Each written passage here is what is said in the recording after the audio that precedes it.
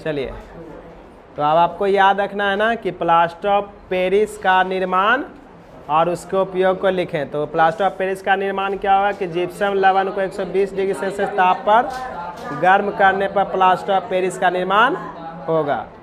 तो इसमें CaSO4 into 2H2O plaster of Paris है, इसको 120 डिग्री सेल्सियस ताप पर गर्म करेंगे तो हमको अब ये बताओ कि यहाँ पर 2H2O है, 2H2O आएगा कैसे? तो ये दोनों को अगर हम ऐड करेंगे, जोड़ेंगे तो हमको 2H2O मिल जाएगा। समझ गए?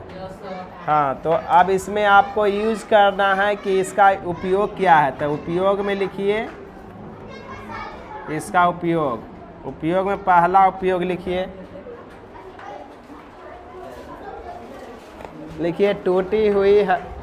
टूटी हड्डी को जोड़ने के लिए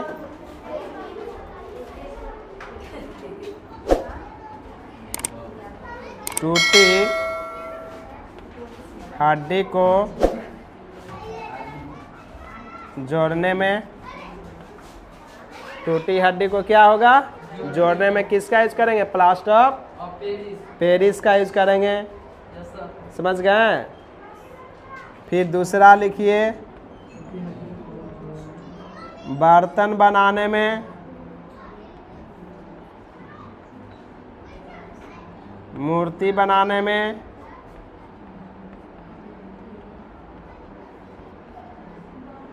हाँ, बर्तन बनाने में, मूर्ति बनाने में, हाँ मूर्ति।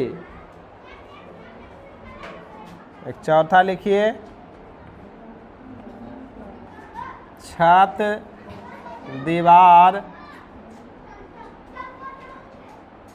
आदि के छिद्र को जाम करने में,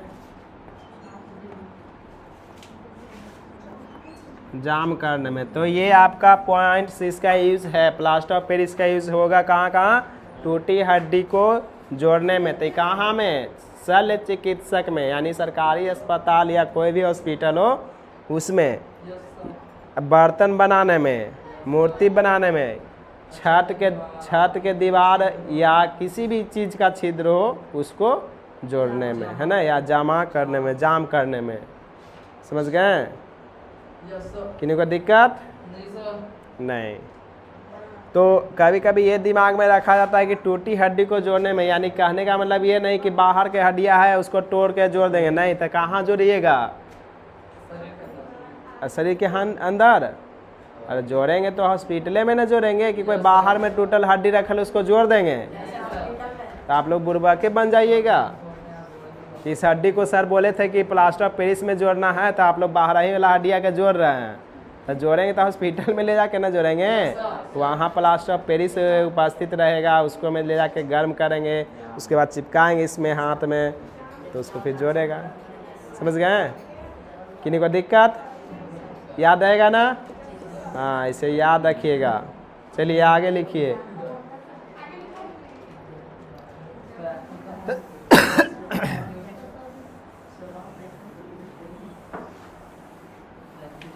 एक होता है विरंजक चूर्ण का निर्माण तथा उनके उपयोग।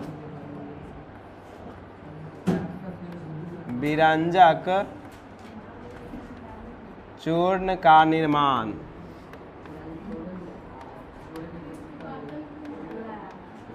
तथा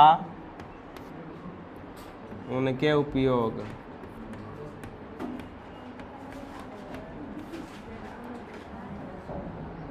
तो ये आपको एक मिलेगा कि विरंजक चूर्ण का निर्माण कैसे होता है, उनका उपयोग, उनके उपयोग को लिखें। ठीक, तो उनके उपयोग को लिखें। चलिए लिखिए। ये क्वेश्चन हो गया। अब ये क्वेश्चन हो गया तो इसका आंसर क्या होगा बाबू? तो आपको इसमें याद रखना कि विरंजक चूर्ण में कि 40 डिग्री सेल्सियस ताप पर, ठीक ना, बुझा हुआ चूना के साथ क्लोरीन गैस प्रवाहित करने पर विरंजक चूर्ण का निर्माण होगा।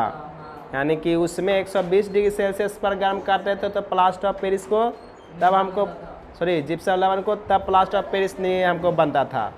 लेकिन विरंजक चूर्ण में क्या करना है कि विरंजक चूर्ण में 40 डिग्री सेल्सियस ताप पर, समझ गए, बूझे हुए चूने से, याद रखना है ऐसे कि 40 डिग्री सेल्सियस ताप पर बूझे हुए चूने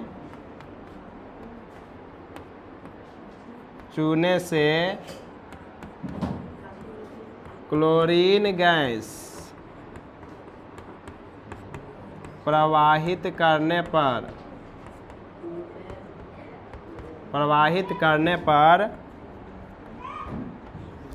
विरंजक चूर्ण का निर्माण होता है।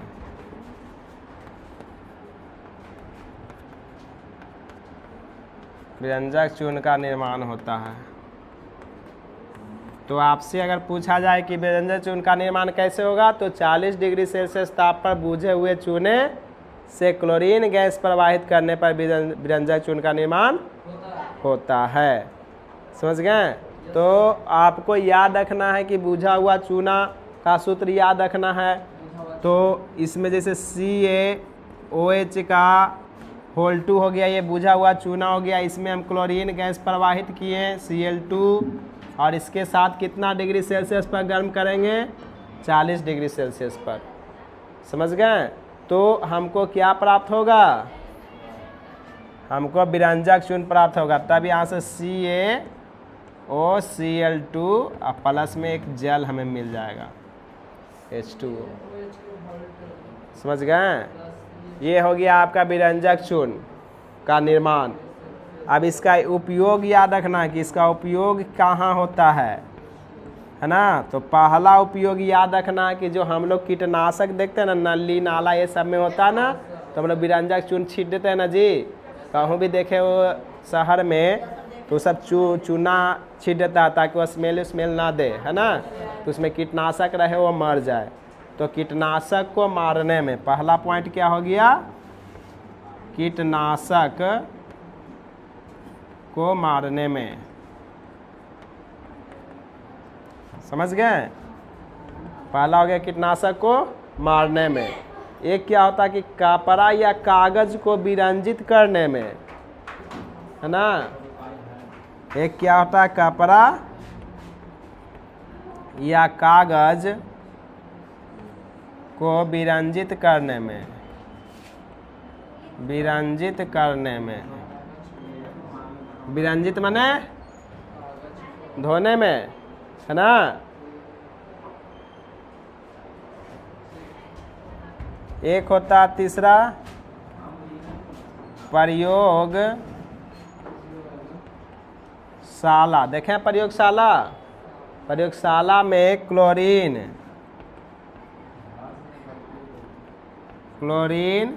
या क्लोरोफॉर्म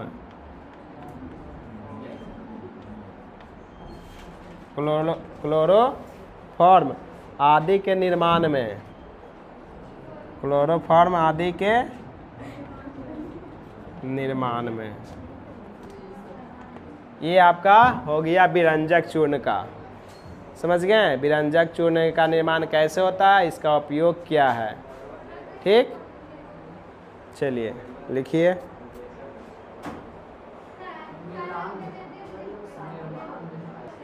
चलिए लिख लिए, तब चलिए कुछ एक क्वेश्चन लिखिए। आप कुछ पॉइंट्स है, आप पॉइंट्स को लिख लीजिए ताकि एग्जाम में आता है ऑब्जेक्टिव क्वेश्चन, उसको बनाने के लिए लिखिए। क्वेश्चन एक लिखिए, ब्रेड, हाँ ब्रेड, पाव रोटी, हाँ ब्रेड पाव रोटी,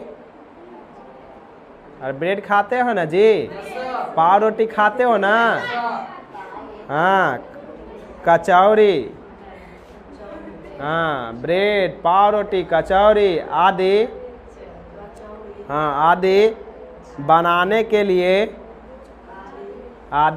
के लिए बेकिंग पाउडर मिलाया जाता है, क्यों।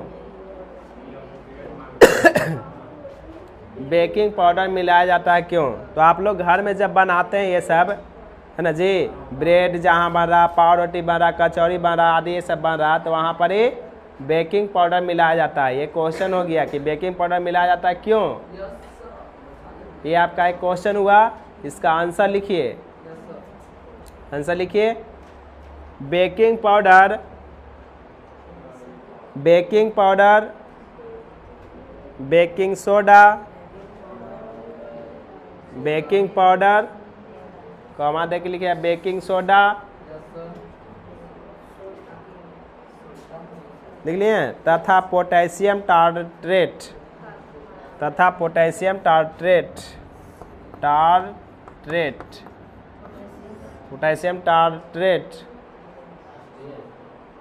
का मिश्रण होता है। पोटेशियम टार्ट्रेट का मिश्रण होता है, मिश्रण होता है, मिश्रण होता है, जिसे गर्म करने पर, जिसे गर्म करने पर, जिसे गर्म करने पर, जिसे गर्म करने पर यह मिश्रण, जिसे गर्म करने पर, जिसे गर्म करने पर यह मिश्रण CO2, हाँ CO2 गैस देता है, CO2 गैस देता है, जिससे बेकरी उत्पाद फूल जाते हैं, जिससे बेकरी उत्पाद, जिससे बेकरी उत्पाद, जिससे बेकरी उत्पाद फूल जाते हैं, फूल जाते हैं, फूल जाते हैं, जिससे बेकरी उत्पाद फूल जाते हैं। जिसे देखते हो ना बेकरी उत्पाद के मतलब पाव रोटी जहाँ बनाता है तो देखते हो तनी सी रहता है ना, ऐसा ही लोहिया जैसा, या घर में पुआ हुआ बनाते हो ना जी, तो उसमें खाने वाला सोडा डालते हो, बेकिंग पाउडर डालते हो, ये सब डालते हो ना, तो डालने पर क्या होता है, फूलता है ना। तो वो सब किसके कारण, CO2 के कारण, है ना। वो गैस जो निकालेगा उसमें से कौन सा गैस निकलेगा, CO2 निकलता है, CO2 निकलता है, इसी कारण क्या होता है, वो फूल जाता है ना। आप लोग खाली खाना जानते हैं बनाने के लिए ना ही। चलिए अब आगे एक पॉइंट्स लिखिए, कुछ कुछ अब पॉइंट्स है उसको ख़त्म कर लीजिए। लिखिए, जल का स्थायी, जल का स्थायी, अस्थायी खरापन, जल का स्थायी खरापन, खरापन कैल्शियम बाइकार्बोनेट, जल का अस्थायी खरापन, आ ना लिखना, अस्थायी है ना, अस्थायी खरापन कैल्शियम बाइकार्बोनेट तथा, कैल्शियम बाइकार्बोनेट तथा मैग्नीशियम बाइकार्बोनेट के कारण होता है। कैल्शियम बाइकार्बोनेट लिखने आता है ना, बोलना, कैल्शियम कार्बोनेट तथा मैग्नीशियम बाइकार्बोनेट के कारण होता है, मैग्नीशियम बाइकार्बोनेट के कारण होता है। लिख लिए। चलिए आगे पॉइंट्स में लिखिए, जल का अस्थायी कठोरता मैग्नीशियम कार्बोनेट के कारण होता है। आगे पॉइंट्स में लिखिए, जल का अस्थायी कठोरता, जल का अस्थायी कठोरता, ये जल है ना जी, ये अस्थायी ना है, अस्थायी कठोरता, ये हो गया जल, इसका अस्थायी कठोरता ये बनाना है, ठीक ना। जल का अस्थायी कठोरता कैल्शियम क्लोराइड, कैल्शियम क्लोराइड, हाँ कैल्शियम क्लोराइड तथा मैग्नीशियम क्लोराइड, जल की अस्थायी कठोरता कैल्शियम क्लोराइड तथा मैग्नीशियम क्लोराइड, मैग्नीशियम क्लोराइड लिख दिया। मैग्नीशियम क्लोराइड, फिर उसी में लिखे कॉमा दे करके कि calcium sulphate, calcium sulphate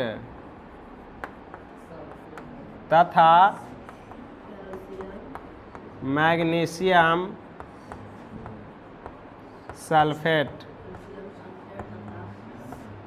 calcium sulphate तथा मैग्नीशियम सल्फेट के कारण होता है, के कारण होता है। अगर आपसे कोई पूछेंगे कि बताइए कि जो जल है, जल के अस्थायी कठोरता को दूर करने के लिए हम क्या यूज़ करेंगे, या जल के अस्थायी कठोरता कैसे होती है, तो अस्थायी करने के लिए हम कैल्शियम क्लोराइड तथा मैग्नीशियम क्लोराइड, कैल्शियम सल्फेट तथा मैग्नीशियम सल्फेट के कारण होता है ना। जल अस्थायी कठोरता किसके कारण होता है, तो ये चारों के कारण होता है। समझ गए। अब नेक्स्ट पॉइंट लिखिए, जल का अस्थायी खरापन दूर करने के लिए, जल का अस्थायी, ये अस्थायी था ना जी, अब अस्थायी लिखना, अस्थायी है ना। जल का अस्थायी खरापन दूर करने के लिए दूर करने के लिए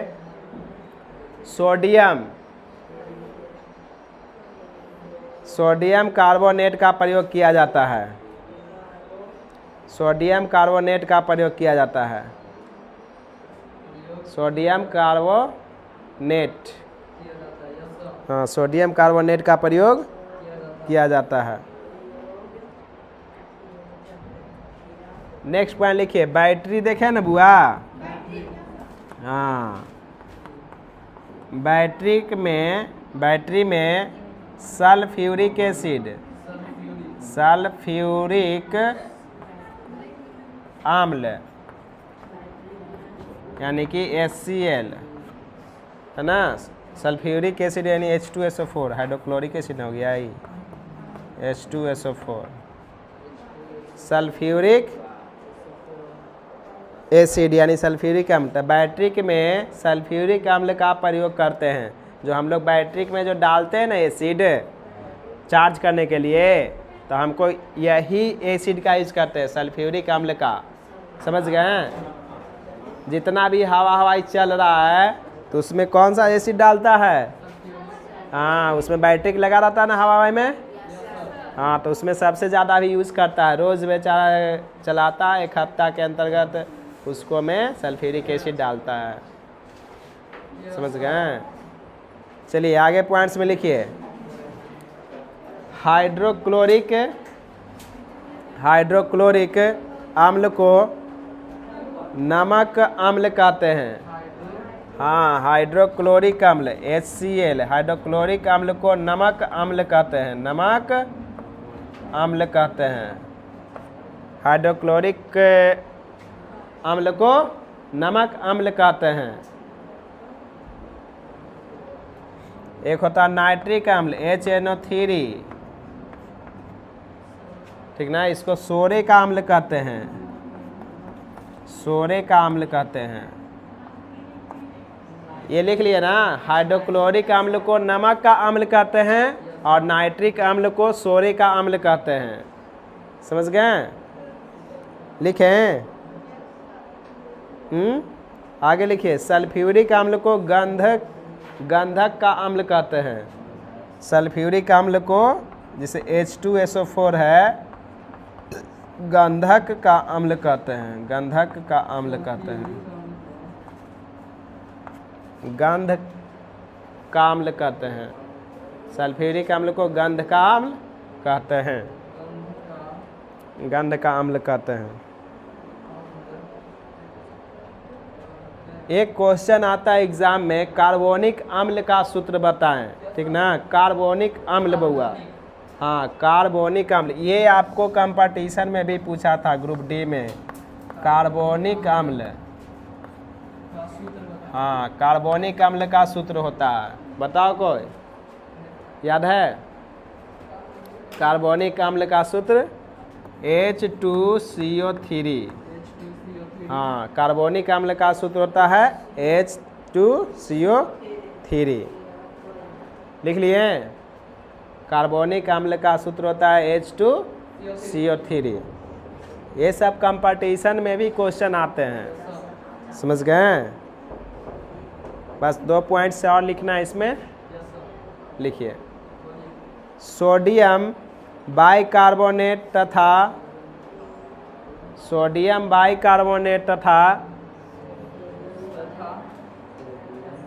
सल्फ्यूरिक अम्ल का प्रयोग सोडियम बाइकार्बोनेट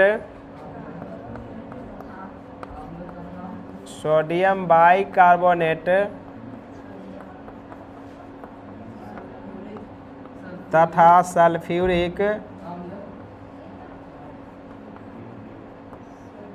अम्ल।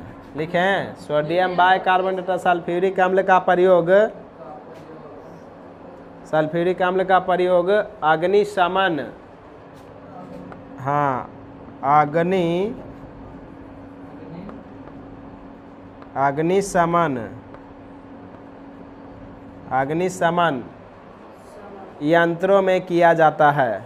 अग्निशमन यंत्रों में किया जाता है। अग्निशमन जैसे देखे हो ना, आग जो बुझाने वाला रहता है ना, गाड़ी देखो, फायर, हाँ, तो अग्निशमन यंत्र में हम लोग सोडियम बाइकार्बोनेट और सल्फ्यूरिक अम्ल का प्रयोग करते हैं, है ना।